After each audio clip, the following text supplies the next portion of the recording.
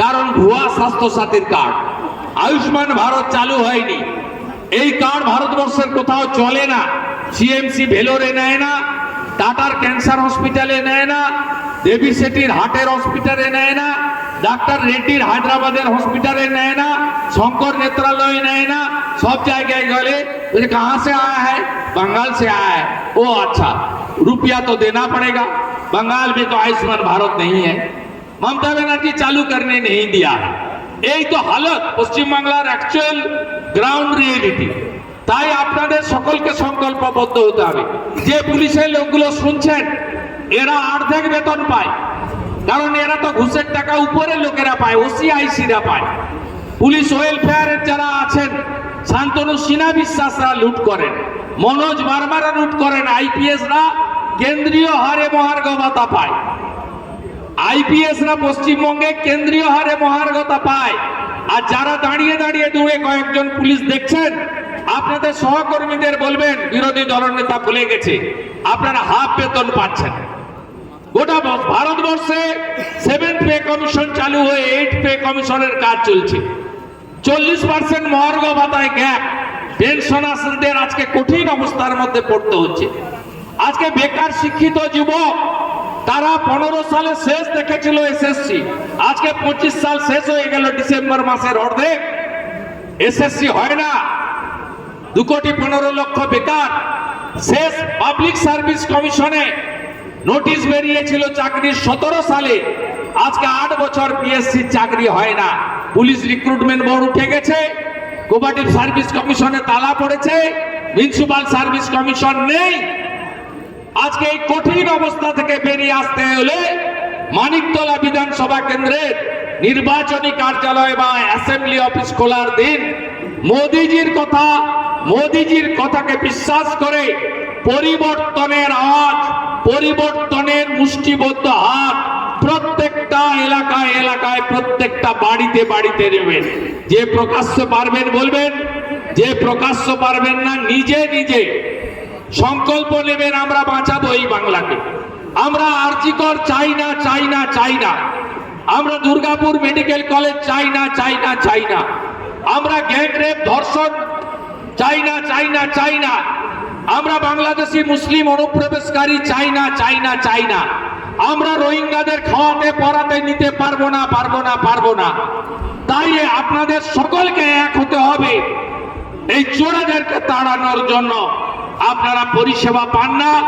অন্যদিকে 2 টাকা ইলেকট্রিক ছিল 11 সালে, আজকে 8 টাকা ডোমেস্টিকের ইলেকট্রিক। আজকে আপনাদের প্ল্যান থেকে শুরু করে আপনাদের প্রত্যেকটা জায়গায় কর্পোরেশনের অত্যাচারে কলকাতার মানুষ জর্জরিত। আগে আমরা দেখেছি, এমনকি সুব্রত মুখার্জি, কমল বসুর সময় দেখেছি, তাপস দা এবং মিনাদি অনেক পুরনো কর্পোরেটর। আমরা দেখেছি ছোটবেলা থেকে কলকাতায় এসেছি, ছাত্র রাজনীতির সময় থেকে। 95 সালে কাউন্সিলর ছিলাম, তখনই এসেছি। কলকাতাতে সকালবেলা রাস্তা ধোয়া হতো, আজকে কলকাতাতে রাস্তা ধোয়া হয় না।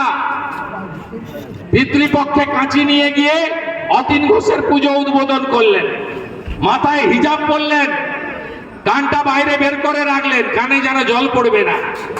আর মা দুর্গা ভালোভাবে নিলেন না। বাঁধ ভাঙা বৃষ্টি মাঝরাতে, গোটা কলকাতা দেখলেন 6 ঘন্টার বৃষ্টিতে একদম ভাসিয়ে নিল। 12 জন সহনাগরিক কর্পোরেশনের ইলেকট্রিক পোস্টে হাত লেগে মারা গেল। এর জন্য দায়ী কে? মারা গেলেই 2 লক্ষ টাকা আপনি জীবনের দাম বেঁধে দিয়েছেন। আজকে কলকাতাতে এই কঠিন অবস্থা থেকে পরিবর্তন করতে গেলে তিলোত্তমা কলকাতা তার শ্রী হারিয়ে ফেলেছে। শ্রী আপনি দেখতে পাবেন কোথায়? মমতা ব্যানার্জির বাড়ি হরিশ চ্যাটার্জি, হরিশ মুখার্জি স্ট্রিট থেকে উনি যে রাস্তা দিয়ে নবান্নতে আসেন, যে রাস্তা দিয়ে তাজ বেঙ্গলের সামনে দিয়ে নবান্নতে বাড়িতে ফিরে যান, ওই রাস্তার দুদিক দেখবেন ঝাড় দেওয়া হয়, পরিষ্কার করা হয়, আলো লাগানো হয়, টুনি বাল্ব দিয়ে সাজানো হয়, দাঁত কেলানো ছবি দিয়ে ভরিয়ে দেওয়া হয়, অনুপ্রেরণা লিখে সাজিয়ে দেওয়া হয়। আর আসল কলকাতা উত্তর কলকাতা, কাশীপুর, বেলগাছিয়া, মানিকতলা, বড়বাজার, চৌরঙ্গি, এই কলকাতা হচ্ছে পুরনো কলকাতা, আসল কলকাতা। এখানকার দুর্দশা আপনি দেখুন, ওখানকার মন্ত্রীদের দপ্তর দেখুন। মুখ্যমন্ত্রী একা, তিনি 16টা দপ্তরের মন্ত্রী। ফিরহাদ হাকিম, তিনি একসঙ্গে 5টা 7টা দপ্তর চালান।